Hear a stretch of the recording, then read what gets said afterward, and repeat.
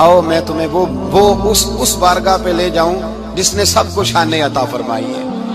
حضرت ابوبکر صدیق رضی اللہ تعالیٰ عنہ خلیفۃ المسلمین بنے، خلیفہ بنے تو سویرے جس رات خلیفہ بنے سویرے سر پہ ٹوکری رکھی، منڈی کی طرف جا رہے ہیں۔ حضرت عمر فاروق رضی اللہ تعالیٰ عنہ مولا علی شیر خدا کو کسی نے بتایا کہ وہ تمہارا خلیفہ تو جا رہا ہے مزدوری کرنے، وہ تو جا رہا ہے کمائی کرنے۔ حضرت علی شیر خدا مولا کائنات جناب فاروق اعظم دونوں نے رستے میں روکا کہ ابوبکر کہاں جا رہے ہو؟ فرمانے لگے کام کرنے جا رہا ہوں، مزدوری کروں گا، منڈی میں جاؤں گا، تجارت کرتا تھا اس کو جاری رکھوں گا، بچوں کا پیٹ بھی تو پالنا ہے۔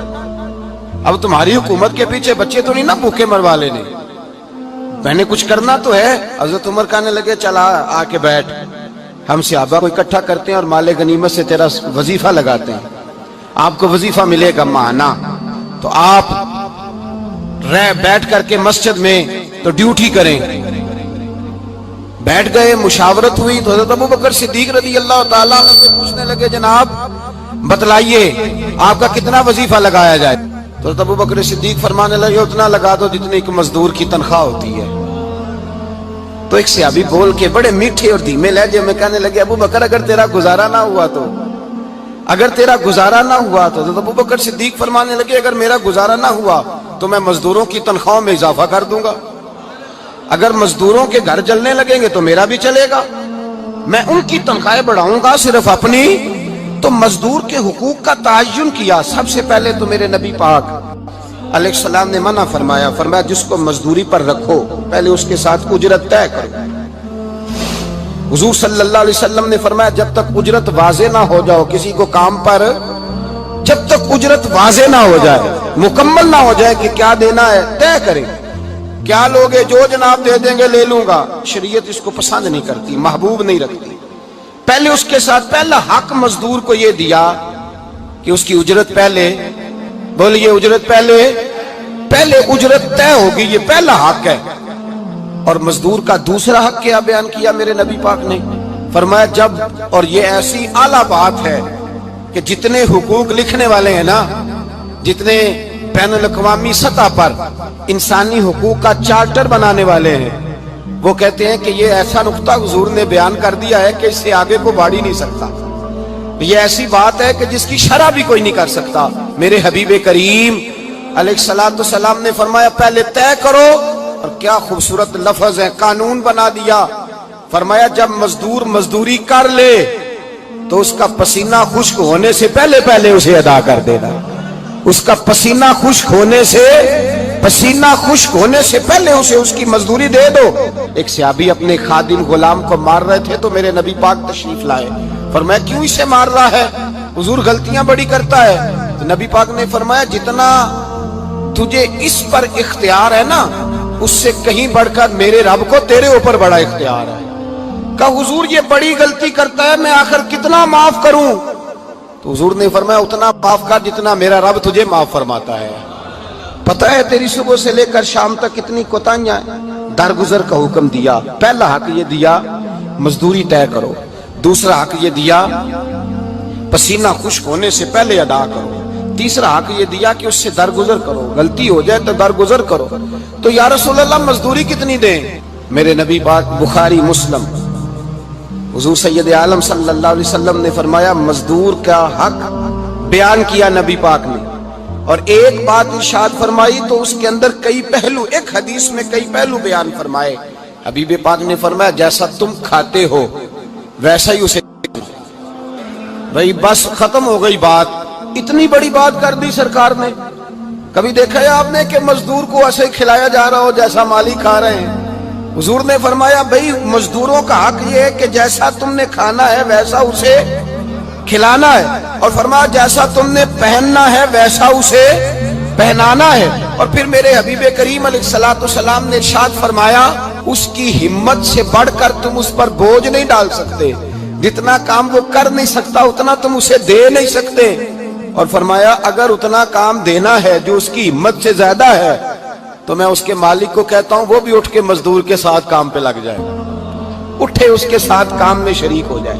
مزدوری کا بھی تعین فرمایا، اور پھر اس کو کام کس مقدار کا دینا ہے، مزدور کو किस कदर ज्यादा उस पर बोझ डाला जाएगा, ये भी मुस्तफा करीम ने बयान फरमाया। फरमाया जो ला युकल्लिफुल्लाहु नफ्सन इल्ला वुसअहा, अल्लाह भी तुम पर वो बोझ नहीं डालता जो तुम उठा नहीं सकते। तो किसी मजदूर को तुम ऐसा काम नहीं बताओगे। हजरत उस्मान गनी रदी अल्लाह तआला अन्हु एक दिन हजरत उमर फारूक से कहने लगे, उमर बस कर दे यार, तेरे बाद भी तो लोगों ने खलीफा बनना है, कैसे कोई तेरे रास्ते पे चलेगा। तो हजरत उस्मान गनी से जनाब उमर कहने लगे क्या हो गया। आप फरमाने लगे कल मैं देख रहा था कि लोग बाग में मजदूरी कर रहे थे और आप अमीरुल मोमिनीन होके उनका हाथ बटा रहे थे, हाथ बटा रहे थे। तो हजरत उमर कहने लगे बूढ़े थे, बीमार थे, मजदूरी कर रहे थे तो पसीना बह रहा था, क्या हो गया अगर थोड़ा सा मैंने साथ दे दिया। हजरत जनाब सैयदना फारूक आजम ये लफ्ज कहते हुए रो पड़े। आप फरमाने लगे मैं किसी बादशाह का शहजादा नहीं, मैं भी उसी बाप का बेटा हूं जो ऊंट चरा के गुजारा किया करता था। मैंने आगे बढ़ के लोग हैसियत भूल जाते हैं, अपनी हैसियत भूल जाते हैं। अल्लाह तबारक व तआला जब कुछ अता करता है उनका रवैया अपने मातहतों के साथ इतना सख्त और जाबिराना आमिराना हो जाता है, इस कदर ज्यादा उनके लबो लहजे में कड़वाहट आ जाती है, इस कदर ज्यादा उनकी तबीयतों के अंदर सख्ती और गुरूर भर जाता है कि वो एहसास ही नहीं करते कि जो सामने बैठा है वो बड़ा एक दुखी इंसान है और वो तकलीफ में है, वो आजमाइश में अपने आप को मुब्तला समझ रहा है। हजरत अबू ज़र गिफारी रदी अल्लाह तआला अन्हु फरमाते हैं मैं अपने मातहतों के हक में बड़ा सख्त था, सख्त थी मेरी तबीयत, मेरे गुलामों की जुर्रत ही नहीं थी कि वो मेरे सामने गुफ्तगू कर सकें और ठहर भी सकें। फरमाते हैं जिस दिन मैं कलमा पढ़ने गया, जिस दिन मैं हुजूर की बारगाह में, तो मैंने कहा हुजूर कोई खास नसीहत। तो नबी पाक ने फरमाया मेरी नसीहत तेरे लिए ये है कि जैसा तूने खाना है वैसा ही गुलाम को खिलाना है, जैसा तूने पहनना है वैसा ही गुलाम को पहनाना है। हजरत अबू ज़र कहते हैं जो मेरे अंदर कमी थी वही मेरे नबी ने नसीहत कर दी, जो मेरे अंदर कोताही थी वही गैब जानने वाले रसूल ने बतला दी। फरमाते मैं घर गया, जब मैं जाता था तो मुलाजिमों का सांस खुश्क हो जाता था, वो कांपने हाँपने लगते थे कि जाने अब ये क्या करेगा। हजरत अबू ज़र गिफारी फरमाते मैं गया, एक शख्स से मैंने कहा खाना पकाओ, खाना पकाया, दस्तरखान पे लगाया और अपने सारे मुलाजमों को कहा आओ यार मेरे साथ बैठ के रोटी खाओ, आओ सारे मेरे साथ बैठ के खाना खाओ। फरमाते उन्होंने खाना खाया, फिर मैं उनको बाजार ले गया, जैसे कपड़े मैं पहनता था वैसे मैंने उनके लिए भी खरीदे। फरमाते हैं मेरे गुलाम कहने लगे आका खैर तो है ना, खैरियत तो है ना, क्या हुआ, मिजाज मुबारक तो ठीक है, क्या क्या हो गया। और ये जो हम फिजा को इतना खूबसूरत देख रहे हैं और ये जो हम इतनी प्यारी रिमझिम बरसती देख रहे हैं ये जारी रहेगी या एक दिन की है। तो हज़रत अबू ज़र गिफारी रो पड़े, कहने लगे अब तुम्हें अबू ज़र गिफारी बदला हुआ मिलेगा, इसलिए कि अब मैं वो नहीं रहा, अब मैं रसूलुल्लाह का कलमा पढ़ के गुलाम मुस्तफ़ा बन गया हूँ, अब मैं बदल गया हूँ, मेरी तबीयत बदल गई। गुलामों के हक में हजरत मौला अली शेर खुदा गुलाम को लेकर के गए दुकान पर, हजरत मौला अली गुलाम को लेकर गए कपड़े की दुकान पर, 2 जोड़े खरीदे, एक कम कीमत का एक ज्यादा कीमत का, एक कम कीमत का एक ज्यादा कीमत का, 2 जोड़े खरीदे। जब वापस लौटे तो गुलाम से कहने लगे तू अपना ले ले। गुलाम को पता था कि उस जमाने में होता क्या था, उसने कम कीमत का जोड़ा उठाया। हजरत अली फरमाने लगे अजीब आदमी है, ये तो तेरा नहीं ये तो मेरा है। उसने कहा हुजूर किस तरह से। आप फरमाने लगे तेरे लिए कीमती जोड़ा इसलिए खरीदा है कि तू जवान है और मैंने अपने लिए इसलिए छोटा खरीदा है कि मैं तो अब बूढ़ा हो गया हूँ, मुझे तो आदत नहीं। कहने लगा हुजूर बूढ़े और जवान का मतलब नहीं, आप अली हैं, मन कुन्तु मौला हाज़ा अलीयुल अली मौला, अली मौला, आप चूंकि मौला अली हैं और आप अमीरुल मोमिनीन हैं, लिहाजा आपने तख्त पर बैठना है, आपने सल्तनत को चलाना है, आप पहनिए। हजरत अली फरमाने लगे तू मेरा गुलाम बना है ना, तूने अभी मेरे नबी का दीदार नहीं ना किया, तू बाद में आया है ना, अगर तू उस दौर में होता तो जान जाता कि ये अमल मेरा है, पर इसके पीछे जो नसीहत के फूल है वो मुस्तफा के अता पर। मजदूर को ये दिया कि उसकी उजरत पहले, बोलिए उजरत पहले उजरत तय होगी, ये पहला हक है। और मजदूर का दूसरा हक क्या बयान किया मेरे नबी पाक ने, फरमाया जब, और ये ऐसी आला बात है कि जितने हुकूक लिखने वाले हैं ना, जितने बैनुल-अक़वामी सतह पर इंसानी हुकूक का चार्टर बनाने वाले हैं, वो कहते हैं कि ये ऐसा नुक्ता हुजूर ने बयान कर दिया है कि इससे आगे को बढ़ ही नहीं सकता। یہ ایسی بات ہے کہ جس کی شرح بھی کوئی نہیں کر سکتا۔ میرے حبیب کریم علیہ الصلوۃ والسلام نے فرمایا پہلے طے کرو، اور کیا خوبصورت لفظ ہے، قانون بنا دیا۔ فرمایا جب مزدور مزدوری کر لے تو اس کا پسینہ خشک ہونے سے پہلے پہلے اسے ادا کر دینا۔ اس کا پسینہ خشک ہونے سے پہلے اسے اس کی مزدوری دے دو۔ بیچارے نے محنت کی ہے، اپنے گھر جائے۔ یہ نہیں کہ اس نے مزدوری کیا تو تم نے کہا نہیں نہیں ادھر سے پینٹ صحیح نہیں ہوا، یہ تو لے جا 2000 اور پھر میں تیرا حساب کروں گا، ابھی ذرا میں چیک کرا لوں 2-4 لوگوں کو بلا کر کے۔ وہ فلاں جگہ سے نا ایک کونا خالی رہ گیا۔ اللہ سے ڈرنا چاہیے، اللہ سے ڈرنا چاہیے۔ اگر اللہ تبارک و تعالی نے 2-1 آدمیوں کو ملازم آپ کا بنا دیا ہے تو پھر خیال ہونا چاہیے۔ ایک صحابی اپنے خادم غلام کو مار رہے تھے تو میرے نبی پاک تشریف لائے۔ فرمایا کیوں اسے مار رہا ہے؟ حضور غلطیاں بڑی کرتا ہے۔ تو نبی پاک نے فرمایا جتنا تجھے اس پر اختیار ہے نا اس سے کہیں بڑھ کر میرے رب کو تیرے اوپر بڑا اختیار ہے۔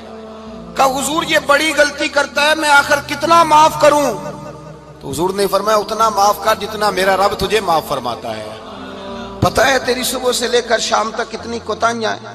درگزر کا حکم دیا۔ پہلا حق یہ دیا مزدوری طے کرو، دوسرا حق یہ دیا پسینہ خشک ہونے سے پہلے ادا کرو، تیسرا حق یہ دیا کہ اس سے درگزر کرو، غلطی ہو جائے تو درگزر کرو۔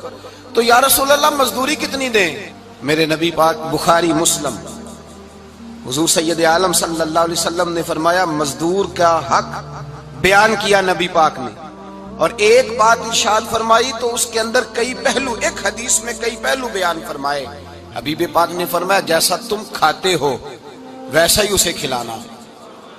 کوئی نہیں، آپ شاید سو رہے ہیں کچھ حضرات۔ جیسا خود کھاتے ہو ویسا ہی، بھئی بس ختم ہو گئی بات۔ اتنی بڑی بات کر دی سرکار نے۔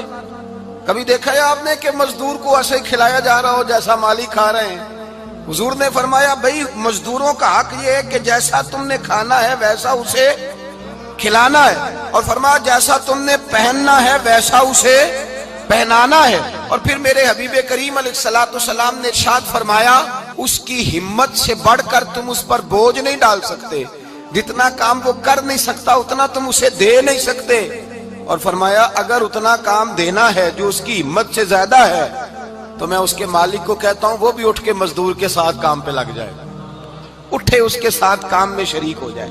مزدوری کا بھی تعین فرمایا، اور پھر اس کو کام کس مقدار کا دینا ہے، مزدور کو کس قدر زیادہ اس پر بوجھ ڈالا جائے گا، یہ بھی مصطفیٰ کریم نے بیان فرمایا۔ فرمایا جو لا یکلف اللہ نفسا الا وسعہا، اللہ بھی تم پر وہ بوجھ نہیں ڈالتا جو تم اٹھا نہیں سکتے، تو کسی مزدور کو تم ایسا کام نہیں بتاؤ گے۔